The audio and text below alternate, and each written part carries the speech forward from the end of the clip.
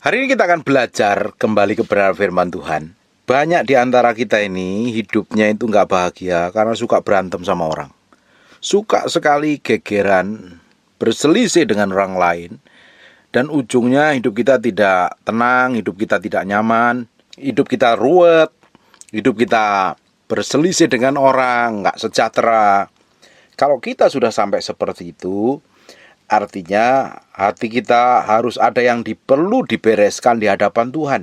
Kalau tidak, nanti setan akan ambil alih. Ujungnya kita akan menjadi orang yang mudah sekali cekcok, argumentasi, provokasi, ribut, gegeran, berantem.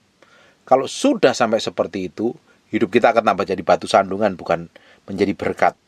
Kalau kita ini senangnya bertengkar, saling pingin bersaing, terus cekcok, berdebat, provokasi, kita tidak akan menjadi berkat. Justru setan akan ambil keuntungan. Nah, perselisihan ini justru kalau kita ini sudah suka sekali berdebat, suka berantem, suka gegeran, hidupmu pasti tidak akan bahagia. Hidupmu pasti penuh dengan ketidaknyamanan. Orang yang sukanya berantem, gegeran, selisih, ini dapat dipastikan tidak bisa menikmati semua yang Tuhan janjikan dalam hidupnya. Nah, kita mesti tahu, jangan sampai kita membuka pintu dari segala macam persoalan yang mengakibatkan kita berbenturan dengan orang lain, yang ujungnya nama Tuhan tidak dipermuliakan. Sekarang buka di Yakobus 3 yang ke-16. Yakobus 3:16, sebab di mana ada iri hati dan mementingkan diri sendiri, di situ ada kekacauan dan segala macam perbuatan jahat. Saya mau bacakan dari terjemahan yang lain. Sebab di mana ada kecemburuan, iri hati dan mementingkan diri sendiri, persaingan dan ambisi, egois, di situ ada kekacauan, kegelisahan, ketidakharmonisan, pemberontakan dan segala macam perbuatan jahat. Ternyata ini yang menjadi pintunya jadi orang yang suka berselisih dengan orang lain. Bayangkan kalau sama pasanganmu aja hidupmu berselisih, berantem, gegeran, ribut, cekcok, kalah saing, segala macam. Mana bisa menikmati hidup? Hidupmu tidak akan bahagia. Suami istri yang sukanya berselisih, hidupmu tidak akan tenang. Anak-anakmu juga nggak akan menikmati kebahagiaan layaknya keluarga yang diberkatin Tuhan. Hanya kelihatannya bisa harmonis sebentar, tapi kerjaannya ribut dan berantem. Kamu beri celah setan loh. Kita harus jagain hati kita ini dengan tepat, dengan baik. Kalau ada kecemburuan, iri hati, mementingkan diri sendiri, ini pasti menimbulkan keributan nih. Gampang bersaing, ambisi, egois. Akhirnya ada kekacauan. Bayangkan, kalau sudah ada cemburu, iri hati, satu dengan yang lainnya, iri hati, terus fokusnya pada diri sendiri, bukan fokusnya sama Tuhan, akhirnya bersaing, ambisi dan egoisnya luar biasa, pasti ada kekacauan. Kalau ada kekacauan, kegelisahan, ketidakharmonisan, dan ujungnya pemberontakan. Di mana saja, nggak di gereja, nggak di rumah tangga, nggak di kantor. Kalau sudah ada iri hati, kecemburuan, persaingan, dan ambisi serta egois, pasti ada kekacauan. Ujungnya tidak akan mencerminkan kemuliaan Tuhan. Dan akhirnya muncul segala macam perbuatan jahat. Ini kita harus ngerti dulu. Kita ini hari ini ditempatkan di mana? Sudah di dalam posisi kehendak Tuhan apa tidak? Melakukan apa yang Tuhan mau apa tidak? Atau kita dipenuhi dengan egois, dipenuhi dengan iri hati, dipenuhi dengan ambisi yang jahat, dengan kepentingan diri sendiri fokusnya. Kamu nanti akan dipakai setan. Setan akan ambil keuntungan dan akhirnya muncul segala macam perbuatan jahat. Jangan sampai izinkan setan ambil keuntungan dan dalam hal apapun juga dalam kehidupan kita. Kita harus menjadi orang yang ngerti. Kita harus menjadi orang yang takut akan Tuhan. Kita harus jadi orang yang pintar. Tidak mau ditipu dengan strategi setan. Hidup kita harus berkemenangan hari demi hari. Berjalan dalam ketepatan nilai. Mengikuti apa yang Tuhan mau. mengikuti apa yang Tuhan inginkan, hidup kita pasti akan bahagia. Kalau hidupmu tenang, damai, sejahtera, hidupmu akan bahagia. Tapi kalau kerjaannya ribut, selisih paham, cekcok, berantem, penuh dengan egoisan, wah, kamu akan menikmatin semua pekerjaan neraka di muka bumi. Saya berdoa Bapak Ibu, tambah hari engkau bisa menjadi orang yang bijaksana, bisa mengendalikan diri dengan baik, bisa menaruh hatimu sepenuhnya di hadapan Tuhan, supaya bukan menjadi orang yang egois dan keras kepala. Kadang kita itu perlu ngalah satu dengan yang lain. Kenapa sih kok kita ini gak mau ngalah dengan orang lain, kita gak mau ngalah dengan pasangan, di jalan kita gak mau ngalah, ujungnya berantem loh. Kalau di jalan kita ini gak mau ngalah, merasa benar, merasa hebat, merasa harus diutamakan, merasa harus didahulukan, di jalan pun kok bisa berantem dengan yang lain ketika orang lain motong. Kamu merasa jadi orang yang egois. Keegoisan hanya menimbulkan semua perbuatan jahat, meninggalkan perbuatan jahat di belakangnya. Kita harus menjadi orang yang bisa mengendalikan diri dengan baik. Kita mesti ngerti firman. Dan firman yang kita ngerti, firman yang kita hidupin, firman itu akan membuat kita merdeka, sehingga kita bisa mengambil keputusan yang benar seperti yang Tuhan mau. Jangan sampai kita izinkan semua hal kedagingan menguasai diri kita sendiri, dan ujungnya setan ambil keuntungan di dalamnya dan kita akan dibikin babak belur. Jangan sampai kita membuka pintu untuk terjadinya perselisihan. Pintu terjadinya perselisihan itu dimulai dari mana sih? Yang pertama itu dari bibir kita. Kalau kita ini bisa mengendalikan lidah kita ini dengan baik, kita nggak akan berselisih dengan orang lain. Tapi kenapa kok kita sukanya berselisih dengan orang lain? Karena kita nggak bisa jaga mulut kita dengan baik.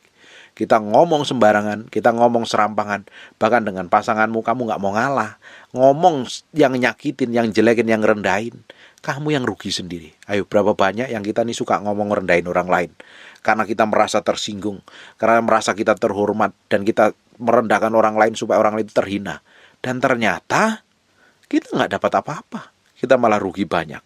Sekarang buka di Yakobus 3 ayat yang ke-6. Lidah pun adalah api, ia merupakan suatu dunia kejahatan. Kalau kita bisa mengendalikan lidah, kita akan bisa mengontrol semuanya. Mengambil tempat di anggota-anggota tubuh kita sebagai sesuatu yang dapat menodai seluruh tubuh, menyalakan roda kehidupan, sedang ia sendiri dinyalakan oleh api neraka. Mulutmu bisa menjadi berkat. Di sisi lain, mulutmu juga bisa mengeluarkan api yang dinyalakan dari Gehenna loh. Api belerang. Dari mulutmu bisa keluar berkat, di sisi lain keluarmu bisa kutuk yang menyakitkan, yang dinyalakan oleh api neraka. Hari ini jagai mulutmu dengan baik. Kalau ngomong sama orang, kalau kesel, lebih baik gak banyak ngomong, diam saja. Kalau disinggung orang, direndahkan orang, lebih baik gak usah jawab dulu, tenangin dulu. Jangan malah buat perselisihan. Dengan kita ngomong nada tinggi, kita akan membuat keributan. Berapa kali kita dengan ngomong dengan nada tinggi, ujungnya ribut, gegeran, berantem. Saya ini udah berkali-kali ini sama istri saya. Kalau kita saling ngomong nadanya tinggi itu, saya temuin, deketin dia, saya ajak ngomong. Coba diulangi lagi dengan kata-kata yang lebih lembut lagi, lebih manis lagi. Kita belajar, saya pun belajar, istri saya belajar. Sehingga kita ngomong yang baik, gak mau ngomong yang nada tinggi dan merendahkan. Toh saling menyakitin buat apa? Kalau kita ngomong dengan nada tinggi, nada yang menyakitkan, kita tuh menyakitin perasaan orang. Kalau menyakitin perasaan orang, membuat terluka, ya hubungan kita nggak baik. Kita akhirnya berselisih. Hidup berantem terus dengan orang lain. Hidup berantem terus dengan pendeta, dengan sesama anggota jemaat. Berantem dengan pasangan. Buat apa?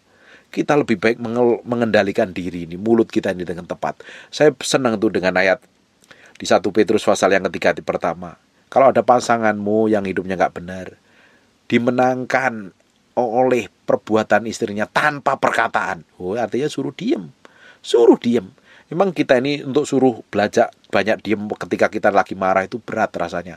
Tapi kalau kita bisa mengendalikan dengan baik, kita menguasai hati kita dengan baik, ujungnya kita menjadi orang yang bisa menguasai diri. Nggak gampang emosi, nggak gampang meledak.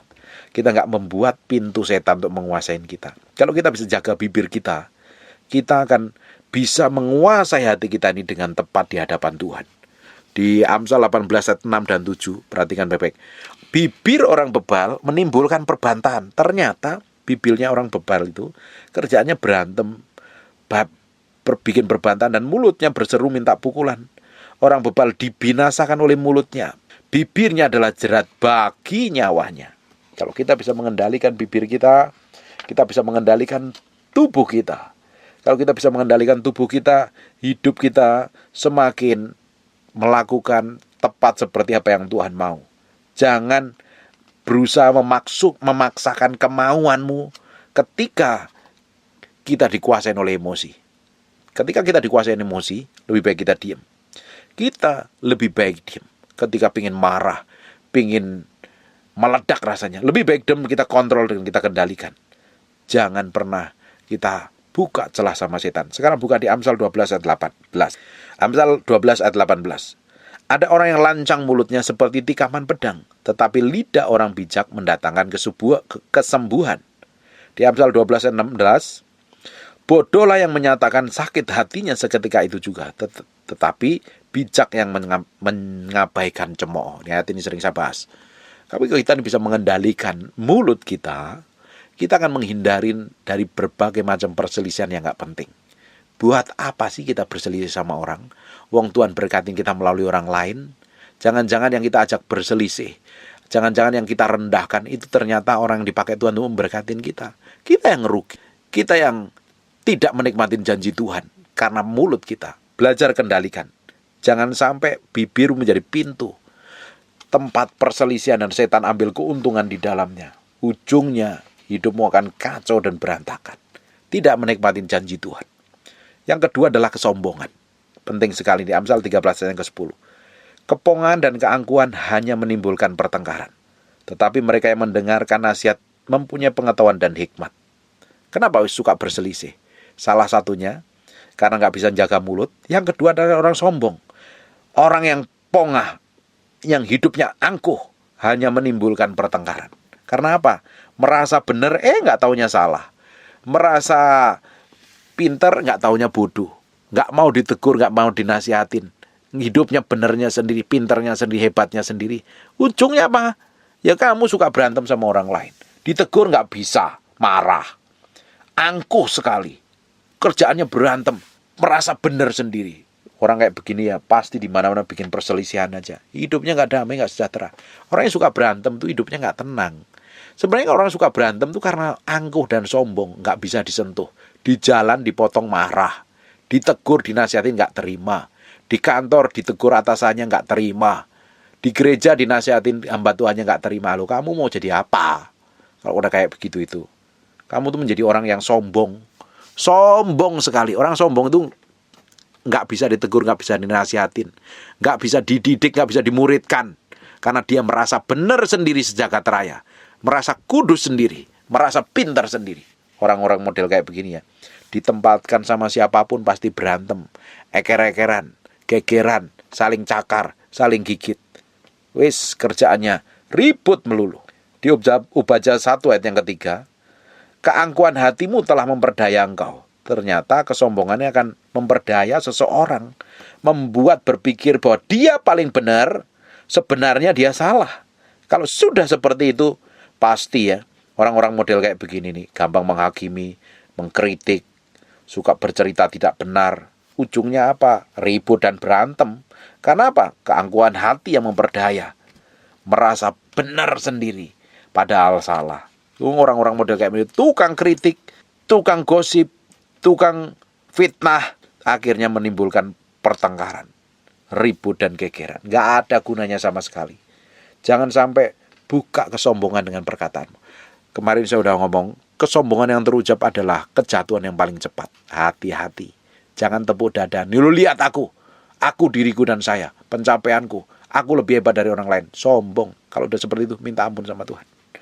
Minta ampun sama Tuhan. Kita ini kecenderungan ingin membanggakan diri di antara orang lain. Merasa hebat, merasa pintar, merasa benar, merasa kaya. Padahal kamu sudah menyombongkan diri. Membuka celah sama setan untuk menghancurkan hidupmu. Jangan sampai setan ambil keuntungan di dalamnya. Jangan sampai izinkan setan menguasai, mengendalikan hidupmu. Kita harus menjadi orang yang hidup takut akan Tuhan. Yang ketiga adalah hindari perdebatan. Jangan berdebat. Apalagi memperdebatkan firman. Nggak ada gunanya. Adu argumentasi. Nggak ada gunanya sama sekali. Firman semakin diperdebatkan, semakin bikin pusing. Semakin kita nggak mau berdebat firman, tapi semakin kita pintar melakukan firman, hidupmu akan berkemenangan. Jangan suka berdebat dengan pasangan. Jangan memperdebatkan hal yang sepele, yang konyol, yang nggak penting. Nggak perlu memperdebatkan firman Tuhan aja, nggak perlu banget, apalagi memperdebatkan hal duniawi. Nggak ada gunanya sama sekali. Lebih baik ngalah, lebih baik diem. Itu akan membuat kita semakin hari semakin bisa mengendalikan diri kita dengan baik. Semakin hari, semakin hidup kita semakin hidup benar di hadapan Tuhan. Di Amsal 18 ayat yang 6 tadi ngomong begini. Bibir orang bebal menimbulkan perbantahan. Membantah terus. Kenapa? Kenapa sih orang bantah? Ternyata orang goblok, orang bodoh, kata Amsal. Bibir orang bebal menimbulkan perbantahan. Yang suka bantah, merasa benernya sendiri, merasa pinternya sendiri, jawab terus. Ini saya sering ngonselingin orang sukanya jawab terus, benernya terus. Kalau sudah begitu tak tinggalin biasanya. Capek ngomong sama orang kayak begini. Kalau engkau suka jawab, benermu sendiri, pintermu sendiri, kamu termasuk orang bebal. Kalau orang bebal kerjaannya gegeran, pasti hidupnya bikin ribut dan kekacauan. Di 1 Korintus 2 ayat yang kedua kita akan baca. Sebab aku telah memutuskan untuk tidak mengetahui apa-apa, tidak mengenal siapapun, tidak memamerkan pengetahuan macam apapun, dan dengan hati nurani yang bersih di antara kamu selain Yesus Kristus Mesias, yaitu Dia yang disalibkan.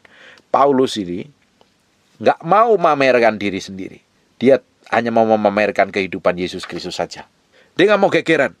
Dia nggak mau merasa dia paling hebat, paling pinter, paling benar. Tapi yang diomongin hanya Yesus Kristus sekali. Hanya Yesus Kristus saja yang diomongin oleh Paulus. Paulus nggak suka berdebat dengan orang. Kita jangan suka berdebat. Lebih pintar dari orang lain. Buat apa nggak ada gunanya. Kita harus belajar menjadi orang yang berhikmat. Menguasai diri dengan baik. Jangan sampai kita suka berantem dan gegeran dengan orang lain. Nggak ada gunanya sama sekali. Ujung hidup kita nggak akan bahagia, Pak. Tapi jauh lebih baik menghidupin firman itu jauh lebih bahagia daripada ngegerin firman. Jauh lebih bahagia. Tapi kalau sesama anak Tuhan jangan suka berdebat. Ngelakuin firman aja. Hidupmu akan berkemenangan.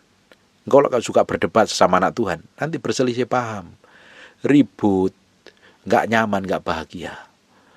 Jangan jadi orang yang suka berselisih dengan orang lain. Kalau hidupmu nih, hidupmu bahagia, pengen hidup bahagia, hidup tanpa perselisihan. Dan Tuhan sanggup membawamu mengalami hidup yang bahagia. Amin. Stop gegeran, berantem, eker-ekeran. Lebih baik kita sama-sama melakukan perlombaan, mengikuti perlombaannya Tuhan. Hidupin firman, praktekin firman, dan hidup kita akan mengalami kemenangan dalam segala hal. Kalau kita bisa menang dalam hal ini, emosi kita itu sehat dengan orang lain. Orang bisa ngomong apapun, perlakukan apapun, kita bisa relax, enjoy, dan bahagia. Hidup kita semakin menyenangkan hati Tuhan. Hidup kita jadi berkat bagi banyak orang. Amin. Tutup matamu, tutup Alkitabmu, kita berdoa. Bapa, terima kasih buat firman-Mu. Kami materaikan dengan darah Yesus. Kami kembalikan segala hormat, pujian, pengagungan buat Raja kami yang maha mulia. Dalam nama Yesus materaikan firman ini.